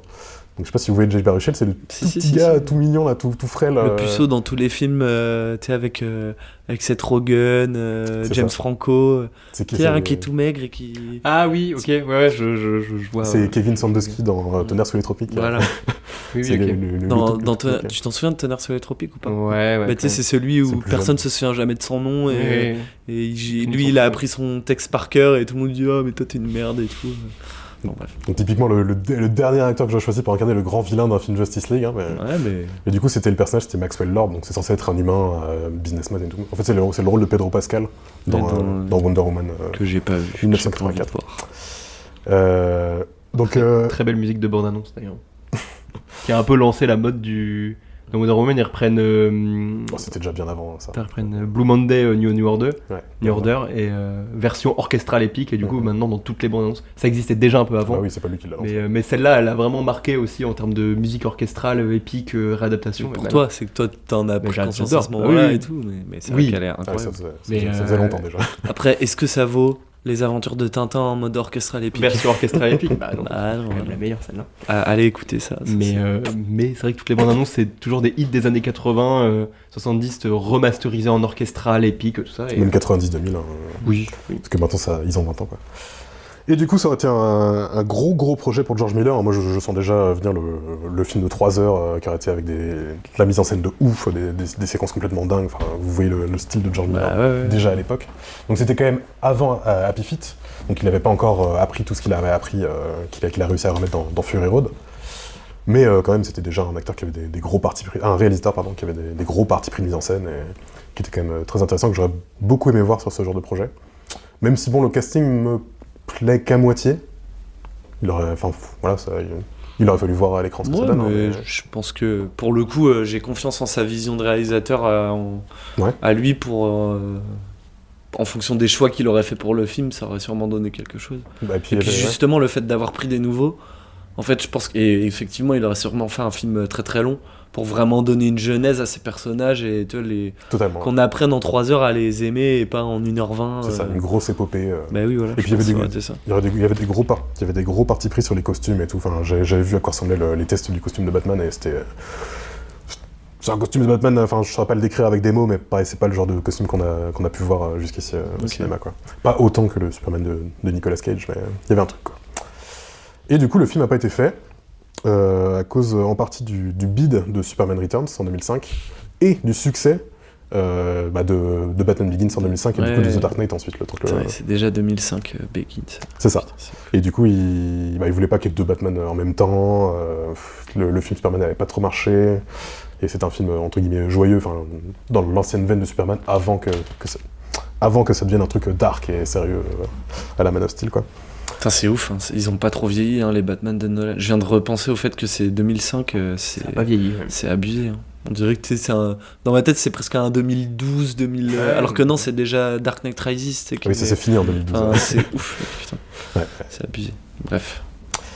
Voilà, moi j'aurais été quand même grave chaud pour ce projet-là. Grave. Je sais pas ce que vous en pensez. George Miller, j'ai pas du tout vu tous ses films, mais je repense beaucoup à Mad Max Fury Road en ce moment. Je pense que je vais me le refaire. j'ai envie de regarder un film et d'être un peu accroché dans mon fauteuil et de plus pouvoir lâcher mon regard du film. Et ouais, je pense à un film de super-héros où il aurait vraiment pu faire ce qu'il voulait, parce que ça c'est toujours le même problème. C'est que potentiellement il se serait heurté à DC, à la Warner, tout ça. Tout à fait. Où il aurait été bridé, mais George Miller qui pourrait faire ce qu'il veut avec ces personnages-là, moi je pense que ça aurait de la gueule. Un truc grave apocalyptique et tout. Ouais. Et genre 7 ans avant Avengers, forcément ça aurait peut-être lancé tout un truc. Ce que j'allais dire en soi, s'il l'avait fait, si ça avait été George Miller, un autre ou quoi, ça aurait été encore un film DC ou Marvel qui tombe dans les limbes, et à chaque fois qu'il y a une adaptation de toute façon d'un film de super-héros, c'est toujours ah bah là ça va être un tel, ça va être trop bien, et à chaque fois on en parle, il sort, on est déçu, et on a un nouveau, c'est etc. parce que mec, t'as très peu de films de super-héros qui sont réalisés par des vrais réals, Zack mec. Snyder, il a fait son film, ça a été... Oui, mais au moins ça ressemble à quelque chose. Il en a fait plein, Zack Snyder. Ouais, moi je t'avoue, j'en aime la plupart. Hein. Bah ouais, moi bien aussi. sûr. Ah non mais bien sûr, mais c'est que ce soit lui ou un autre, c'est pas George Miller où je me serais dit ah ok d'accord, là ça va prendre parce que c'est un immense réalisateur, mais je suis pas aussi surpris d'entendre George Miller il va prendre un Justice League que si tu me disais Scorsese il va faire un Justice League, tu vois, c'est évidemment, mais tu vois là ça sonnerait, tu vois, genre, je me dirais ah ok là, je vais regarder, je vais m'y intéresser, moi, sachant que ce n'est pas le cas. Moi ça me donnerait moins confiance. Ouais. Ah ouais, ça te donnerait moins confiance de te dire qu'il y a... Je vois pas du tout Scorsese déjà faire ce genre de évidemment, film. les films. Oui, Bien non mais sûr. même sans parler de ça, Non, mais c'est un exemple, mais son style n'y s'y prête pas. Par et contre, justement, je c'est regarde. intéressant. Alors que pour moi, si c'est un George Miller, ok, c'est un immense réal, forcément, mais ça se perdrait un peu, ça ressemblerait à ce qui est déjà plus ou moins proposé, avec des choses en plus, en moins, etc. Mais ça ressent le cœur, le squelette du truc. Trop pas, parce que tu visualises pas le fait que c'était il y a 15 ans, c'était pas bien du sûr, tout, c'était il y a 15 ans. C'était pas du tout l'époque actuelle des films de super-héros où c'est normal et tout, c'était un truc. Mais il y a 15 ans, c'était pas un je vrai me rendais genre. moins compte il y a 15 ans. C'était pas du tout enfin ça aurait été un film unique à l'époque. Il y aurait rien qui aurait ressemblé à ça. Rappelle-toi, la première fois que t'avais Avengers, toi qui avais genre 12 ans à l'époque, l'effet que ça t'a fait, ça aurait été 10 fois plus que ça, je pense, tu vois. Et déjà Avengers, on l'a vu venir 5 ou 6 ans à l'avance, tu vois. Ouais. Non, faut le remettre dans son contexte aussi. Ça aurait été incroyable. Oui, c'est après, vrai. je sais pas. Mais... Oui. Bah tu vois, j'avais pas pensé à ça, parce que Avengers, ça m'avait marqué justement quand on était ado, pré-ado, tout ça, parce que il y avait justement la réunion de tous les super-héros. Et du coup, c'était ça qu'on attendait tous, c'était incroyable de se dire, mais attends, va y avoir du coup ce héros-là avec ce héros-là, et du coup, va y avoir une sorte de combat et de bouillie, de plein de super pouvoirs différents, et tout ça, et ce sera incroyable. Mais c'est vrai que du coup, 10 ans plus tôt de ça, s'il y avait déjà eu ça avec Justice League, oui. Mais voilà. Ça aurait tout changé. Mais pour l'aspect réunion de super-héros, ok, j'aurais été grave dans l'attente et ça aurait été incroyable. Mais George Miller ou un autre, mis à part si ça avait été un autre grand nom qui n'a rien à voir avec ce cinéma-là, ok, j'aurais tendu l'oreille. Par contre, George Miller, pas plus que ça. Voilà.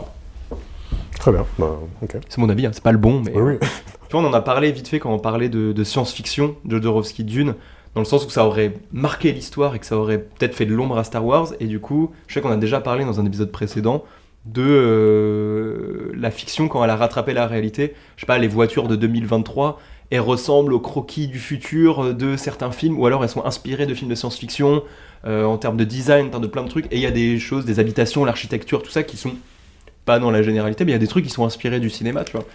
Et du coup, ces films qui n'existent pas, en termes de paradoxe temporel, en fait, c'est même juste ça, c'est déjà un film, juste en termes de paradoxe temporel, de ce que ça aurait pu changer dans l'histoire, de ce que ça n'a pas changé du coup. Moi déjà, je trouve que c'est ouf parce que ces films-là qui n'ont pas été faits, déjà on en parle. Enfin, déjà, juste te dire qu'on parle d'un truc qui ils existent du fait qu'il n'ait pas existé. Ils existent du fait qu'il n'ait pas existé. Et juste en termes de, comme tu dis, de paradoxe temporel, enfin, tu vois, il y a grave un écho, ce qui se passe en ce moment avec les films de super-héros, par exemple, où il y a une vraie lassitude. Je pense que l'une des raisons de cette lassitude, c'est que les gens en ont marre de voir des films qui sont formatés ou forcément qu'il y ait tel nombre de blagues dedans. Enfin, tu sais, qu'il y a un espèce de truc un peu à la chaîne, à répétition. Et tu vois, moi, ça me fait grave écho à ce qui s'est passé pour le... Alors attends, du coup, je confonds. Non, oui, c'est ce qui fait écho avec le Superman de Tim Burton, en fait, où Où tu vois, il y a eu tous les premiers films de super-héros qui ont plu, comme nous, l'époque qu'on a connue des premiers Avengers, des premiers Marvel, des premiers DC. Après, t'as eu une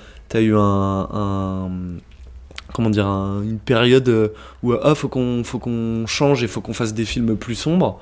Et hop, nous on a eu les Nolan, les autres DC, Zack Snyder, etc.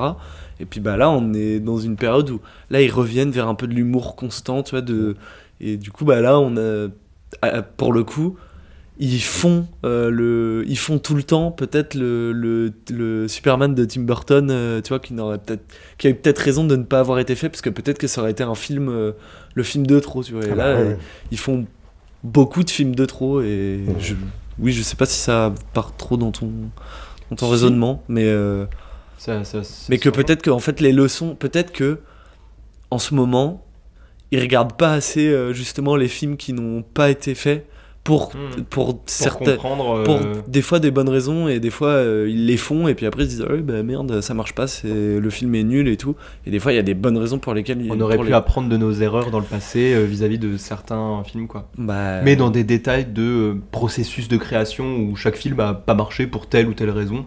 On a vu les 4 Fantastiques où il y avait une galère aussi, des trucs rattrapés par d'autres réalisateurs parce que y a de l'argent en jeu. Du coup, il faut absolument le finir, et c'est pas des projets qui tombent à l'eau comme ça aurait pu être le cas il y a 40 ans. Je trouve que le cinéma est très cyclique, quoi. Genre, vraiment, il y a ce truc-là un peu de. Les réalisateurs, après, qui sommes-nous? Parce que forcément, t'as tellement un millier de choses à gérer quand tu fais un film que c'est hyper compliqué. Mais il y a beaucoup d'erreurs qui se répètent, et c'est assez ahurissant quand même. Enfin, le coup du on engage un yes man pour qui va correspondre à la volonté d'un producteur, maintenant ça fait plus de 10-15 ans qu'on sait que ça marche jamais, quoi. Enfin, ok, le film il va peut-être marcher financièrement, mais le but quand même du cinéma, c'est de faire des œuvres qui te restent un peu en tête, qui te marquent, qui marquent une génération, qui mettent une nouvelle ère, une nouvelle étape et tout, et ça, ça n'arrive jamais avec ce genre de film, par exemple. Enfin, sauf pour ceux qui mettent de l'argent dedans, du coup. Mais en même temps, après, c'est ces mecs-là qui se plaignent que du coup ils aient le retour du bâton, parce que les gens au bout d'un moment ils en ont marre, c'est normal. Du coup, peut-être que ces non-films-là, ils devraient être un petit peu plus étudiés que les films.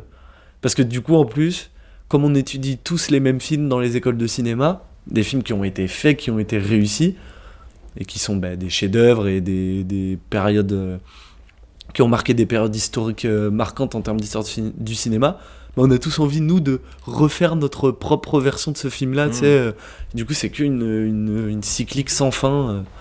Alors que de regarder les films un peu chelous là, qui n'ont pas été faits, pour telle ou telle raison, tu peux te dire ça a pas été fait, mais c'était peut-être pas une mauvaise idée, et du coup si ça a pas été fait, faut peut-être pas que je fasse mon film pareil.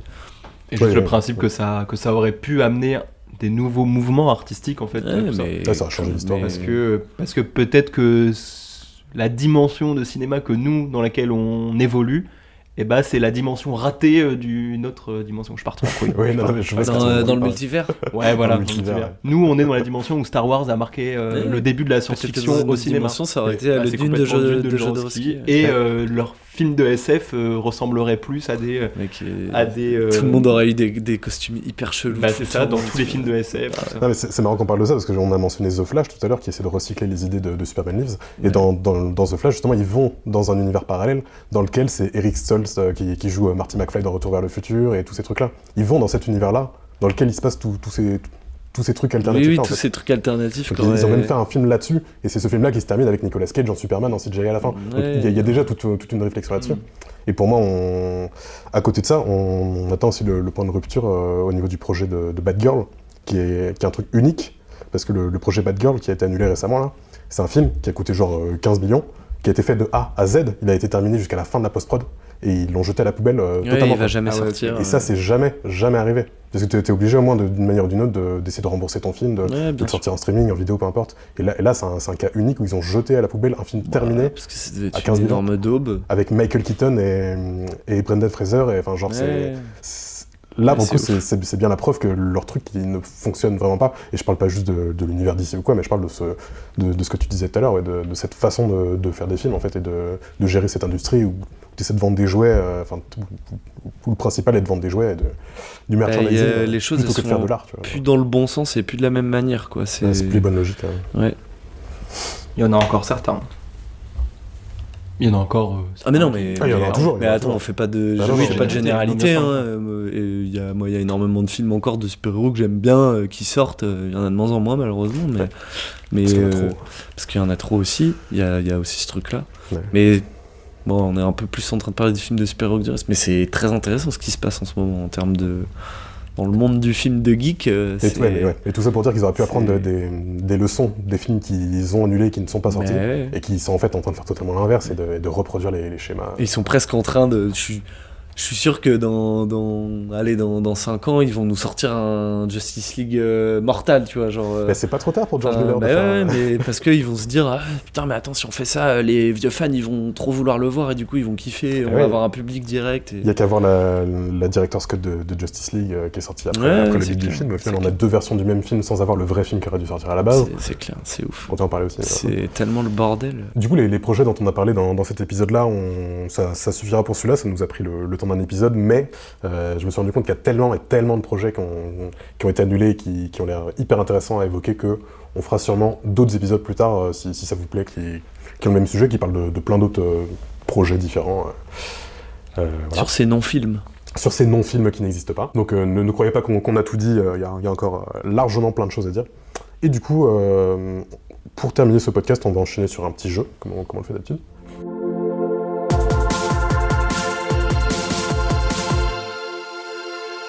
Alors ce petit jeu, il s'appelle Vrai film ou pas ? Et du coup j'ai pris des synopsis de films et des synopsis de pas films.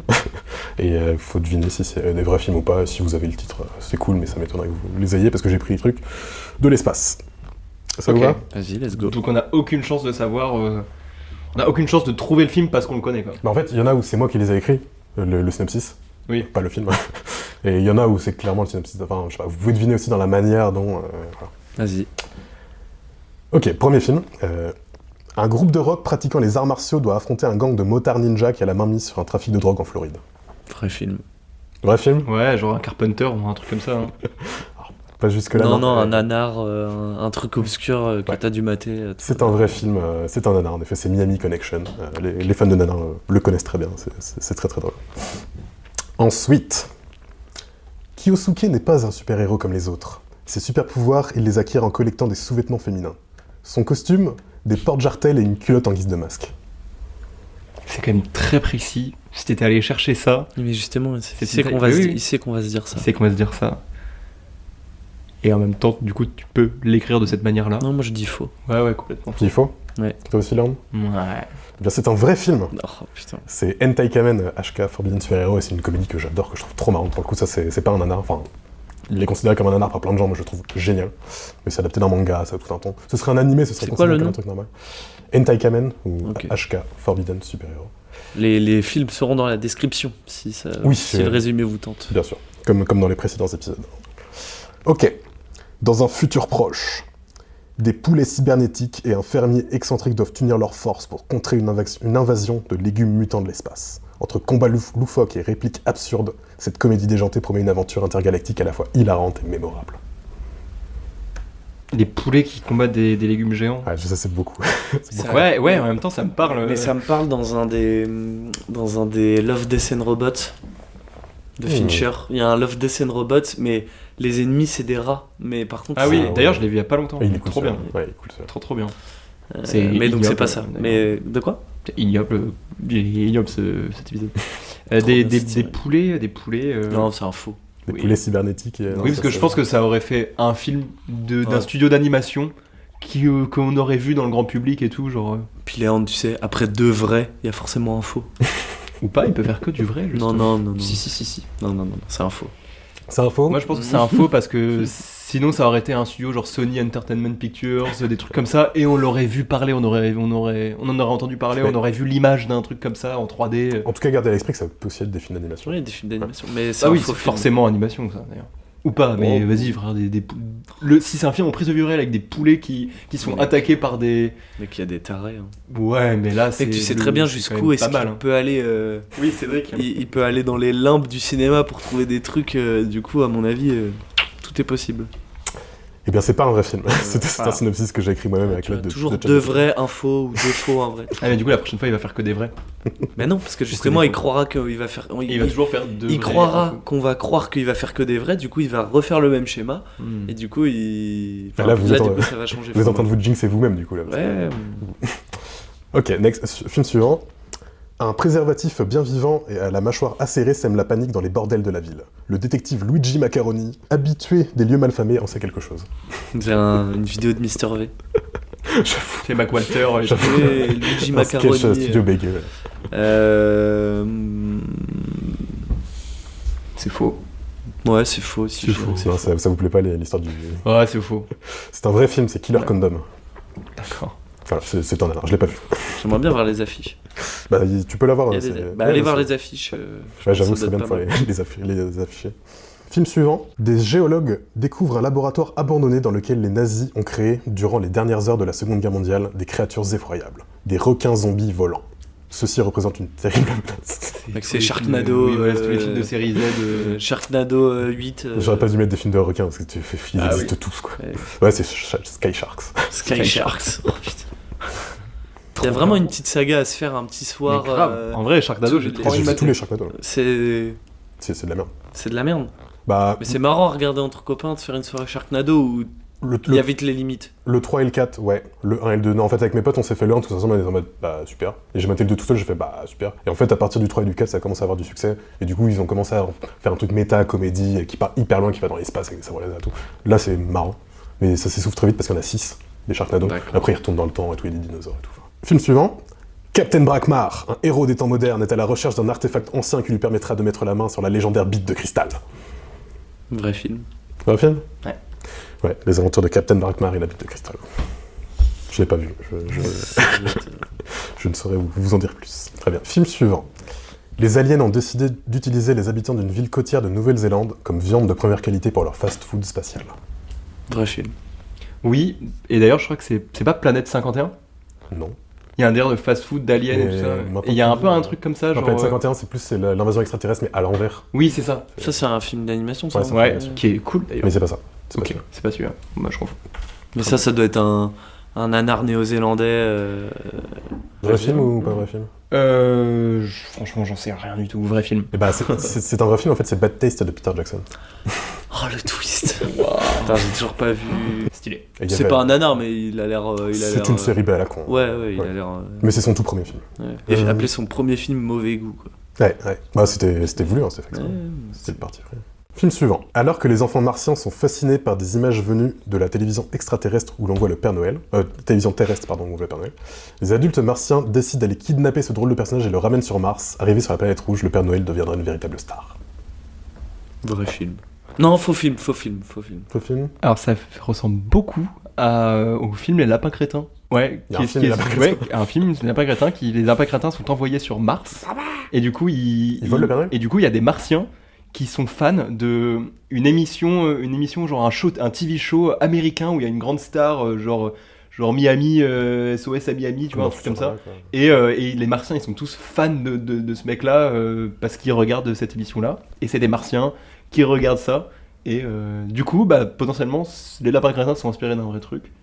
Bah, J'ai envie de dire vrai, du il coup. y a ça dans Futurama aussi. Tout ça. Vrai film, faux film Faux film pour moi. Ok. C'est un vrai film. Le Père Noël contre les Martiens. Ah, du coup, il devient contre eux après. Je sais pas, je l'ai pas vu. Ouais, c'est le titre, quoi. Mais oui, Ouais, il y a contre des les chances. Martiens. Il y a des choses. Alright, avant-dernier. Contrairement à ce que disent les livres d'histoire, Adolf Hitler et une partie de ses hommes ne sont pas morts des suites de la Seconde Guerre mondiale. Ils ont fui au Ghana et font du kung-fu. Vrai film. Le nombre de films Mais sur, oui, sur genre, Hitler. à la comme ça Kung qu'il doit y Fury avoir. et tout ça, genre Ah oui. grave. Vrai film Bah oui, Vrai film. Vrai film. Ouais. Mais- African kung-fu nazi. Trop marrant. Un mormon en tournée d'évangélisation en Californie, expert en arts martiaux, vous arrivez vraiment pas que ça arrive souvent, est engagé sur le tournage d'un film pornographique pour y incarner un super-héros qui lutte contre le crime. Non, faux film. Faux film Là, t'as fait un pot pourri de tous les trucs que t'aimes et. Normand, évaluation californien, arts martiaux, film Acteur porno, porno. super-héros. Et t'as dit, vas-y, je mets tout dans un synopsis. Léon, Faux film. c'est un vrai film. C'est Putain. Captain Orgasmo de Trey Parker, des créateurs de South Park. Ah, Et apparemment, ok. c'est bien. Je l'ai pas vu, mais apparemment, c'est bien. Ok. Bon, de toute façon, ils sont trop forts. Ils sont trop forts. C'est Captain Orgasmo, du coup. D'accord. Dernier film. Dans un monde post-apocalyptique, des mutants ravageurs menacent l'humanité. Le maître Zen, un expert en kung-fu aux méthodes peu orthodoxes, entraîne une équipe improbable de clones cyborgs d'Elvis Presley pour les affronter. C'est totalement vrai. Mais moi, je dis que Mais moi, c'est je l'ai vu, totalement ce film. faux. C'est faux? Oui. Et toi, tu dis que c'est vrai? Oui, mais de manière aléatoire. Parce que de toute façon, il n'y a aucun moyen de savoir. C'est un faux film, j'ai écrit ce synopsis. Moi. Faudrait qu'on mais- compte les points la prochaine fois. Ouais, c'est clair. Et bah très bien, c'était ce que j'avais prévu pour ce premier épisode sur les films qui n'existent pas. Merci les gars, en tout cas c'était cool d'avoir... Merci à toi, Cédric. Merci Cédric. Moi, je tenais à préciser qu'on a, sur les premiers épisodes, quelques petits problèmes techniques, tout ça. On fait avec du matériel qui n'est pas forcément adapté à la captation de podcast, mais on est en train de se refaire et on commence à avoir du matériel beaucoup mieux. Et donc, ce sera beaucoup plus agréable Mais il y aura pour... toujours des petites couilles quand même. Non, Bah si. ça devient de plus en plus agréable pour vos douces oreilles, surtout quand Martin parle. Oh. Oh. Oui. Et donc du coup on arrive à la fin de cet épisode de Palabre. Vous pouvez nous retrouver sur vos plateformes de streaming habituelles et sur le site uppercut-collectif.com. C'était Martin, Léandre et Cédric, et on espère que c'était agréable à écouter, et on se retrouve bientôt pour le prochain épisode. Salut les gars. Salut! Salut.